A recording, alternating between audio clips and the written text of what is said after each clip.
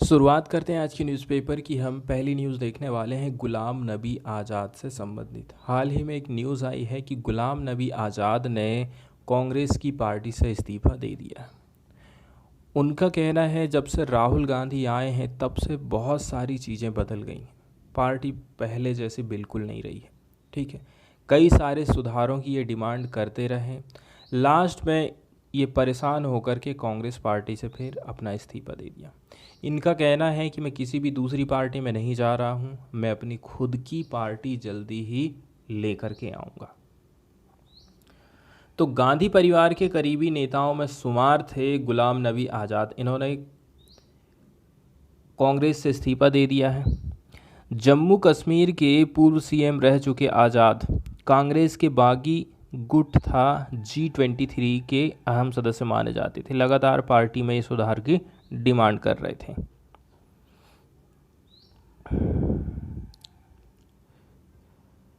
गुलाम नबी आज़ाद पिछले काफ़ी वक्त से पार्टी से नाराज चल रहे थे। कांग्रेस के बागी G23 गुट के अहम सदस्य थे ये।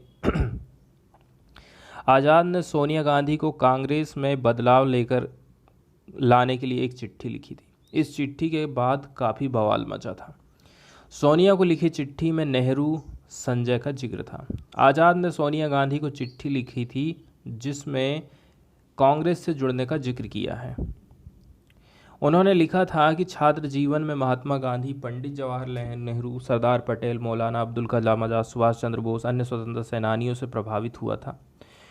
उन्होंने लिखा है कि 1975-76 में संजय गांधी के आग्रह पर जम्मू कश्मीर युवा कांग्रेस के अध्यक्ष का पद संभाला।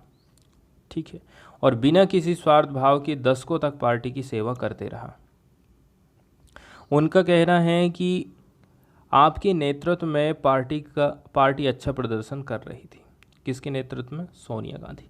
लेकिन दुर्भाग्य से जब से पार्टी में राहुल गांधी की एंट्री हुई है, खास तौर पर 2013 के बाद जब आपने राहुल को उपाध्यक्ष बना दिया, तब से उन्होंने पार्टी में बातचीत का पूरा खाका ही ध्वस्त कर दिया। वो कहते हैं कि सभी वरिष्ठ और अनुभवी नेताओं को साइडलाइन कर दिया जाता है। अनुभवहीन नेता पार्टी के मामले देखने लगे हैं।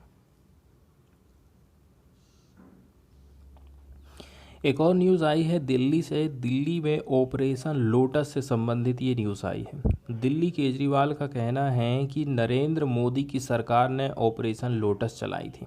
ठीक है, जिसके अंतर्गत बीजेपी खर्च कर रही है 5500 करोड़ रुपए ताकि 277 एमएलए हैं ना उनको खरीद सके। ऐसा इनके बीजेपी के ऊपर आरोप लगाया जाता है। इसी का नाम दिया गया है operation lotus. Chief minister Arvind Kejriwal ने फ्राइडे के दिन एक्यूज्ड किया है, आरोप लगाया बीजेपी के ऊपर कि वो खर्च कर रही है अराउंड 5500 करोड़ रुपया ताकि वो पोच कर सके ओवर 200 लेजिस्लेचर। इन लोगों को वो खरीद कर सके across the country in its bid to topple elected government, ताकि जो इलेक्टेड गवर्नमेंट चल रही है दिल्ली में आम आदमी पार्टी की, उसको सरकार वो गिरा सके।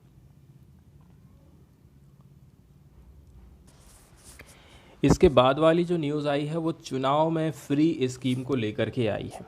चुनाव में फ्री की चीज़ें चलाने, फ्री की स्कीम चलाने को लेकर के शुक्रवार को सुप्रीम कोर्ट में सुनवाई हो रही थी, जिसमें मुफ्त चुनावी वादों पर रोक लगाने के लिए डिमांड की गई थी। सुनवाई के बाद chief justice N V Ramana ने मामले को नई बेंच में रेफर कर दिया है। सुनवाई के दौरान उन्होंने कहा था कि कमेटी बनाई जा सकती है, लेकिन क्या कमेटी इसकी परिभाषा सही से तय कर सकेगी कि कौन कौन सी चीज़ें फ्रीबी में आ जाती हैं और कौन सी चीज़ें जो कल्याणकारी राज्य है उसके अंतर्गत जो कर्तव्य बताए गए हैं उसके अंतर्गत आती है। सीजीआई का कहना है कि इस केस में विस्तृत सुनवाई की ज़रूरत है और इसे गंभीरता से लेना पड़ेगा। वहीं फैसला सुनाने के बाद सीबीआई ने याचिकाकर्ता अश्विनी उपाध्याय को धन्यवाद दिया, जिस पर उपाध्याय ने कहा कि हम आपको मिस करेंगे। नई बेंच में अगले चीफ जस्टिस समेत 3 जज होने वाले हैं और आगे की सुनवाई करेंगे। अभी तक क्या क्या हुआ? फ्रीबीज मामले की सुनवाई chief justice of India N V Ramana की अगुवाई वाली जस्टिस JK माहेश्वरी और जस्टिस हिमा कोहली की 3 सदस्यीय बेंच कर रही है। ठीक है, अब स्टेप बाय स्टेप जान लेते हैं। 3 अगस्त 2022 को क्या हुआ? सुप्रीम कोर्ट ने कहा था फ्रीबीज मुद्दे पर फैसले के लिए एक समिति बनाई जानी चाहिए, जिसमें कौन रहे? केंद्र सरकार, राज्य सरकार, नीति आयोग, फाइनेंस कमीशन, चुनाव आयोग, आरबीआई, कैग और राजनीतिक पार्टी होना चाहिए। फिर 11 अगस्त को क्या हुआ? सुप्रीम कोर्ट ने कहा गरीबों का पेट भरने की ज़रूरत है, लेकिन लोगों की भलाई के कामों को संतुलित करने की ज़रूरत है, क्योंकि फ्रीबीज की वजह से इकोनॉमी पैसे गंवा रही है। हम इस बात से सहमत हैं कि फ्रीबीज और वेलफेयर के बीच अंतर होता है। एक होता फ्रीबीज और दूसरा होता वेलफेयर स्कीम। तो जब कोई भी स्टेट मुफ्त की स्कीम बांटता है, जैसे कि फ्री में बिजली दे रहा है, फ्री में पानी दे रहा है, फ्री में गैस दे रहा है, इससे उसका जो जेब का खर्चा है ना वो बढ़ जाता है, उस स्टेट का जो कर्जा है वो बढ़ते जाएगा। इसीलिए सुप्रीम कोर्ट का कहना है कि ये सब बंद होना चाहिए। पहले नंबर की बात तो ये आप ऑलरेडी से कर्जा में डूबे हुए, और दूसरे नंबर की बात ये होती है कि फ्री के आप वादे करके चुनाव जीत जाते हो और फिर बाद में उस चुनाव को पूरा भी नहीं करते हो, ऐसा भी होता है। 17 अगस्त 2022 को कोर्ट ने कहा था कुछ लोग कह रहे हैं कि राजनीतिक पार्टियों को वोटर से वादे करने से नहीं रोक सकते। अब ये तय करना है कि फ्रीबीज आखिर है क्या सबके लिए हेल्थ केयर, पीने के पानी, मनरेगा जैसी जो सुविधाएं हैं जो उनके जीवन को बेहतर बना रही हैं, क्या उनको फ्रीबीज मानेंगे? कोर्ट ने इस मामले के सभी पक्षों से अपनी राय देने को कहा था। फिर 23 अगस्त को फिर से सुनवाई हुई। केंद्र सरकार से क्वेश्चन किया कि आप सर्वदलीय बैठक क्यों नहीं बुलाते हो? सब लोग आकर के बैठो ना और मिलो और आपस में बातचीत करो, क्या करना है, ऐसा उनकी तरफ से कहा गया है। आयोग का क्या कहना है? फ्री स्कीम की परिभाषा आप ही बताइए। फ्री स्कीम में कौन कौन सी योजनाएं आएंगी, आप ही बता दीजिए। सुप्रीम कोर्ट में सुनवाई के दौरान 11 अगस्त को चुनाव आयोग ने बोला था फ्रीबीज पर पार्टियां क्या पॉलिसी अपना रही हैं, उसे रेगुलेट करना चुनाव आयोग के अधिकार में नहीं है।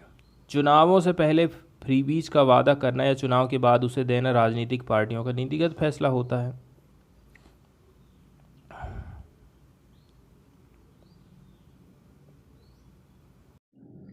इसके बाद वाली न्यूज़ हम देखने वाले हैं। पाकिस्तान से फॉरेन वाले पेज की ये न्यूज़ आई है, जिसमें बताया जाता है पाकिस्तान ने डिक्लेयर कर दिया है अपने देश में इमरजेंसी, क्योंकि यहाँ जो फ्लड आई है, फ्लड के चलते चलते लगभग 937 लोगों की जानें गई हैं।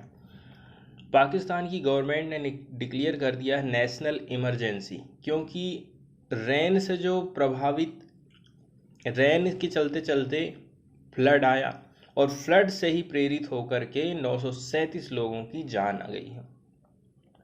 इसमें से ज़्यादातर बच्चे हैं, लगभग 343 चिल्ड्रन हैं, and left at least 30 million without shelter, और 30 मिलियन लोग तो ऐसे हैं जो कि बिना किसी शेल्टर के रह रहे हैं।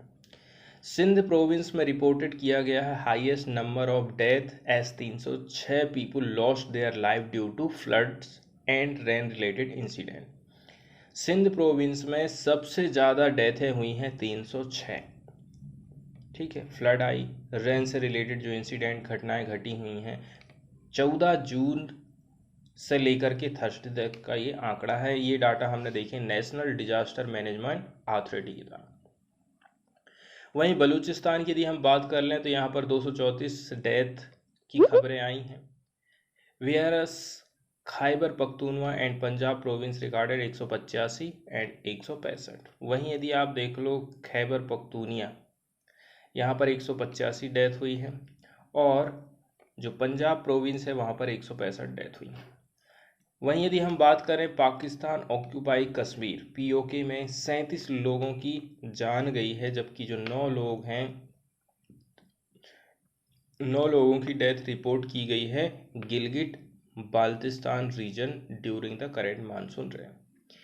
पाकिस्तान ने रिसीव किया 166.8 mm रेन को अगस्त के महीने में, as oppose to the average of 48 mm। Normally average यहाँ कितने का चलता है? 48 mm का, लेकिन बारिश कितनी हो गई? 166.8 mm की। इसके बाद वाली अगली न्यूज़ हम देखने वाले हैं UNHRC से रिलेटेड, जिसको यूनाइटेड ह्यूमन राइट्स काउंसिल बोला जाता है। ये एक इंटर गवर्नमेंटल बॉडी है, बहुत सारी देशों की सरकार ने मिलकर के इस संस्था का निर्माण किया। यूनाइटेड नेशन सिस्टम के अंतर्गत ये काम करती है। इतिहास की यदि हम बात करें, यूएनएचआरसी ने रिप्लेस कर दिया था। पहले UN commission on human right हुआ करता था। इसको क्रिएट किया गया था यूएनजीए के द्वारा 15 मार्च 2006 को, and the body met in its first session in June 2006। जून 2006 में ही इसकी पहली बैठक होती है और 15 मार्च 2006 को इसकी स्थापना हुई थी। फंक्शंस की यदि हम बात करें तो ये रिस्पॉन्सिबल मानी जाती है for strengthening the promotion and protection of the human right. मानव अधिकार कौन कौन से हैं, उनको प्रमोट करना, उनको प्रोटेक्ट करना पूरे विश्व भर में ये संस्था करती है। इसके अलावा ये एड्रेस करती है, इसके साथ साथ में कुछ रिकमेंडेशन देती है on the situation of human right violation. कहीं पर भी यदि ह्यूमन राइट्स का वायलेशन हो रहा किसी भी देश में तो उसकी आवाज़ ये उठाने का काम करती है। ये डिस्कस करती है all the thematic human rights issue. Human rights से रिलेटेड जितनी भी इशू हैं उसको ये डिस्कस कर सकती। थीमेटिक मतलब विषयगत। बताया जा रहा है ये जो काउंसिल काम करती है यूनाइटेड नेशन स्पेशल प्रोसीजर के अंतर्गत, जिसको इस्टेब्लिश किया गया था by the former commission on human rights, जिसमें कंसिस्टिंग क्या क्या है, इसमें स्पेशल रेप्रोचर्स भी हैं, मतलब संपर्क करता है। इसके अलावा स्पेशल रिप्रेजेंटेटिव्स है, इंडिपेंडेंट एक्सपर्ट शामिल हैं, वर्किंग ग्रुप शामिल हैं। Their work is to monitor, examine, advise and report on the thematic issue और human right situation in the specific country. Working of the council की यदि हम बात करें, ठीक है, तो 2007 में वर्किंग काउंसिल ने एडॉप्ट किया था एक इंस्टीट्यूशन बिल्डिंग पैकेज को, ताकि हम सेटअप कर सकें प्रोसीजर को और मैकेनिज्म को। इसके बाद हम सीधे चलते हैं न्यूज़ की तरफ और देख लेते हैं न्यूज़ में यूएनएचआरसी से संबंधित क्या बातें लिखी हैं।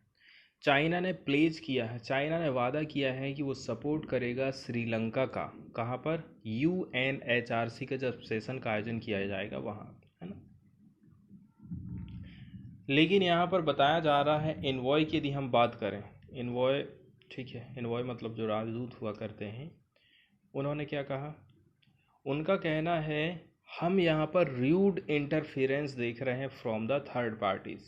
ठीक है, जो इनवॉय है ना वो ये कह रहा है कि चाइना को इस प्रकार से इंटरफेयर नहीं करना चाहिए।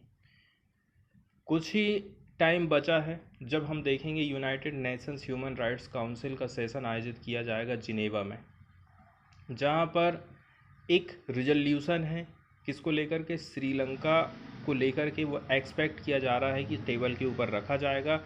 चाइना का कहना है कि it would continue to support Sri Lanka in international fora. International इस मंच पर हम श्रीलंका का सपोर्ट करने वाले हैं, वाइल स्लैमिंग कंट्रीज फार और near for bullying the island nation. आगे चीन की तरफ से ये कहा जा रहा है कि कई देश तो ऐसे हैं जो श्रीलंका को फालतू में बदनाम करने की कोशिश करते हैं, तो हम ऐसा बिल्कुल नहीं चाहते। चाइना की तरफ से जो रिमार्क्स ऐसे टाइम में आता है जब श्रीलंका को इंतज़ार है कि चाइना कब रिस्पॉन्स देगा। उसने रिक्वेस्ट करा था कि कुछ जो है ब्रिज लोन्स वो प्रोवाइड करे to tide over the countries enduring economic जो क्राइसिस चल रहा है उसको पूरा करने के लिए उसको लोन की ज़रूरत है। जबकि बीजिंग ने अनाउंस किया था $74 मिलियन की ग्रांट मई के महीने में। It is yet to respond to Colombo's appeal for urgent help, reportedly to the tune of $4 billion. ठीक है, अपील की गई है कि हमें अर्जेंटली ज़रूरत है $4 बिलियन की। आगे यदि देखें तो कोलंबो काफ़ी एनेक्सियसली सीख कर रहा है चाइना का कोऑपरेशन, ताकि रिस्ट्रक्चर कर सके, इसका जो फॉरेन डेब्ट है, इसके सिर में जो बोझ डला हुआ उसको खाली कर सके। मार्च 2021 का भी इतिहास यहाँ पर बताया जाता है कि मार्च 2021 में एचआरसी ने एडॉप्ट किया था एक रिजोल्यूशन को, जिसका टाइटल रखा गया था, नाम रखा गया था प्रोमोटिंग रिकॉन्सिलेशन। रिकॉन्सिलेशन का मतलब होता है सुलह करना, ठीक है, accountability and human rights in Sri Lanka with 22 of its 47 members. 47 में से तो 22 लोगों ने वोटिंग दे दिया था इसके पक्ष में, रिजोल्यूशन के पक्ष में। लेकिन चाइना ने इस रेजोल्यूशन के अगेंस्ट में वोटिंग करा था। इंडिया ऐसा देश था जो कि इस रेजोल्यूशन से एब्सटेन रहा था, मतलब कि बाहर रहा था। तो ये हमने देखे यूएनएचआरसी की कुछ हिस्ट्री। इसके बाद वाली न्यूज़ हम देखने वाले हैं सीबीआई से रिलेटेड। सीबीआई के रिकॉर्ड को यहाँ पर बताया गया है कि यदि सीबीआई किसी के नाम पर केस दर्ज करती है, ठीक है, तो वो कितना सही है और कितना गलत है कि खाली फर्जी ही वो केस दर्ज करते रह रही है। 2021 का यदि आप आंकड़ा देख लोगे ना, तो 67.56% केस वो सही दर्ज कर रही है, क्योंकि 67.5 व्यक्ति ऐसे हैं जो कि अपराधी सिद्ध हो रहे हैं। बाकी के जो आदमी हैं वो छूट जा रहे हैं, क्योंकि उनके ऊपर गलत आरोप लगाए गए हैं, गलत तरीके से केस दर्ज किए गए हैं, इसलिए वो छूट गए। लेकिन हाल ही में आप ये देखोगे कई सारे इन्वेस्टिगेशन ऐसे हैं जो कि सीबीआई के पास में पेंडिंग चल रहे हैं, कई दिन से पेंडिंग चल रहे हैं। सेंट्रल ब्यूरो ऑफ इन्वेस्टिगेशन ने रिकॉर्ड किया है कन्विक्शन रेट, अपराधीकरण का जो रेट है इसका वो है 67.56% है 2021 में। वहीं यदि 2020 से तुलना करोगे तो वो था 69.83%। ये जानकारी हमें मिली है सेंट्रल विजिलेंस कमीशन की एनुअल रिपोर्ट के माध्यम से। सीबीआई ने रजिस्टर किया था 680 रेगुलर केसेस, 680 केस इसके पास आए। 67 कुछ प्रिलिमिनरी इंक्वायरीज थी पिछले साल की, while it had registered 589 regular cases. इसके पास 589 कैसे केस हैं? रेगुलर केसेस हैं। साथ ही में 87 जो है प्रिलिमिनरी इंक्वायरीज आई थी 2020 में। वहीं पिछले साल की यदि हम बात करें तो कोर्ट के जो जजमेंट रहे थे वो रिसीव किए गए थे 360 केसेस में, जबकि इंक्लूड किया गया था 202 कन्विक्शन का। ठीक है, जजमेंट कितने में मिला? 360 केस में। अपराधी कितने सिद्ध हुए? 202।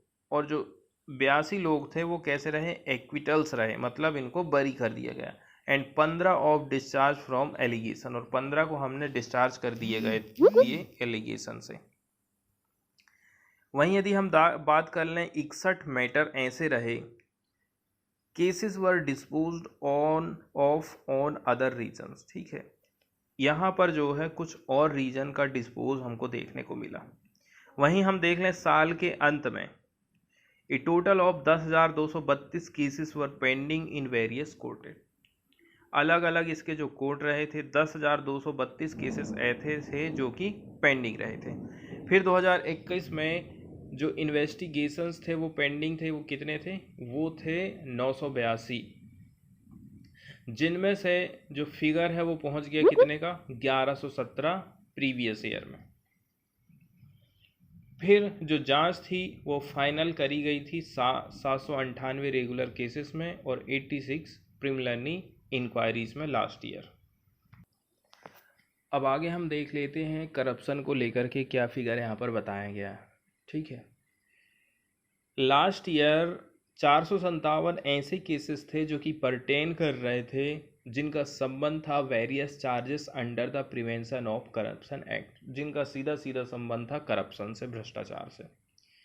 इनमें 549 पब्लिक सर्वेंट आ गए ऐसे हैं, जिनमें से 221 वर गजेटेड ऑफिसर। 221 गजेटेड ऑफिसर थे, मतलब कि जो बड़ी बड़ी पोस्ट वाले लोग रहते हैं वो ज़्यादा भ्रष्ट हैं, वो ज़्यादा भ्रष्टाचार करते हैं। As per the report 102 case register किए गए थे for the demand of bribe by public servant. जो सरकारी नौकर है 102 केस ऐसे रजिस्टर किए गए जिसमें कि ब्राइब की मांग की गई थी। ब्राइब मतलब होता है घूसखोरी की मांग करना। आप कोई काम करवाने जाते, जाति प्रमाण पत्र बनवाना है या कोई और काम करवाना है, ठीक है, तो उसमें घूस की डिमांड की गई थी। तो यहाँ से हमें क्या शो होता है? And 40 for possession of the disproportionate asset. कुछ ऐसा भी है जहाँ पर कि गलत तरीके से संपत्ति हमें देखने को मिली है कि वो लोग रखे हैं। ऑफ द 447 केसेस, 447 की यदि हम बात कर लें तो उनमें से जो 133 थे वो टेकअप किए गए थे कहाँ पर? कोर्ट के डायरेक्शन के हिसाब से। एंड 37 जो थे वो रहे थे state government and union territory ने रेफरेंस दिया था इसलिए थे। सीबीआई का कहना है 2021 के एंड में 177 केसेस पेंडिंग थे for grant of sanction for prosecution under the prevention of corruption act. इसके बाद अगली न्यूज़ हम देखने वाले हैं क्लाइमेट चेंज से रिलेटेड, ठीक है। यदि इंडिया चाहता है कि वो 2070 तक नेट जीरो के टारगेट को हासिल कर ले, यदि वो इस नेट जीरो के टारगेट को हासिल कर लेगा ना, तो इंडिया की जो इकोनॉमी है उसको बूस्ट मिलेगा, उसको बढ़त देखने को मिलेगी। It could also help to create 15 million new jobs by 2047 तक आप 15 मिलियन जॉब प्रोवाइड कर सकते हैं यदि आप नेट जीरो पर फोकस करते हैं। नेट जीरो का मतलब ये है कि आप केवल उतना ही धुआं फेंकोगे, आप केवल उतना ही उत्सर्जन करोगे जितना कि आप उसको सोख सको, जितना हमारा पर्यावरण सोख सके, उससे ज़्यादा एक्स्ट्रा हम उत्सर्जन नहीं करेंगे। नेट जीरो का मतलब ये है। यदि हम अचीव करना चाहते हैं नेट जीरो कार्बन एमिशन 2070 तक, एक टारगेट है जिसको प्राइम मिनिस्टर नरेंद्र मोदी ने क्या किया था, कमिटमेंट किया था ग्लासगो के सम्मेलन में 2021 में। इससे हमें बूस्ट मिल सकता है हमारे देश की इकोनॉमी में कितने परसेंट का, 4.7% का above the projected baseline growth in GDP term by 2036, worth A total $371 billion, जिसका रुपए में मूल्यांकन कितना हो जाएगा, $371 बिलियन का। ऐसा एक रिपोर्ट में कहा गया है जिसको कमीशन किया गया है, एक high level policy commissioning on getting Asia to net zero, जिसको रिलीज़ किया गया था फ्राइडे के दिन। आगे कहा जा रहा है यदि इंडिया ऐसा कर रहा है तो 15 मिलियन नए जॉब जनरेट होंगे, कब तक, 2047 तक, ऐसा यहाँ पर बताया जाता है।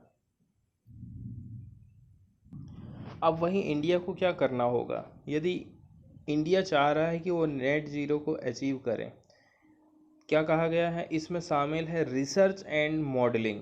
आपको रिसर्च करना पड़ेगा, आपको मॉडलिंग करना पड़ेगा, इसके साथ साथ में आपको फाइंड करना पड़ेगा policies to initiate the clean energy transition. आपको ऐसी पॉलिसी बनाना पड़ेगा, ऐसी पॉलिसी लेकर के आना पड़ेगा जो कि क्लीन एनर्जी ट्रांजिशन को बताती हैं। ये काफ़ी क्रूशियल रहने वाला है यदि हम ये चाहते हैं कि हम डिटरमाइनिंग रहें कि इंडिया अचीव कर पाए net zero emission and how much it could be benefit from it. वहीं यदि हम देखें कि जो पॉजिटिव इकोनॉमिक इम्पैक्ट्स है ना, are driven in part by improve trade balance amounting 236 billion due to reduce demand for the fossil fuel. आप 236 billion dollar के पैसे की बचत कर सकते हो क्योंकि आप बाहर से फ्यूल मंगवा रहे हो। 2070 तक नेट जीरो को अचीव करना भारत के लिए कोई आसान काम नहीं है। तो यदि आप नेट जीरो एमिशन को अचीव करना चाहते हो, प्राप्त करना चाहते हो 2070 तक, तो आपको रिक्वायरमेंट रहेगा इकोनॉमी वाइड इन्वेस्टमेंट का। आपको बहुत बड़ा इन्वेस्टमेंट करना पड़ेगा। कितना इन्वेस्टमेंट करना पड़ेगा इसको आप देख लीजिए, 10.1 ट्रिलियन डॉलर का फ्रॉम नाउ, आज से ही आपको 10.1 ट्रिलियन डॉलर का इन्वेस्टमेंट करना पड़ेगा। 2050 कॉल्स फॉर 13.1 ट्रिलियन डॉलर का द रिसर्च फाइंड।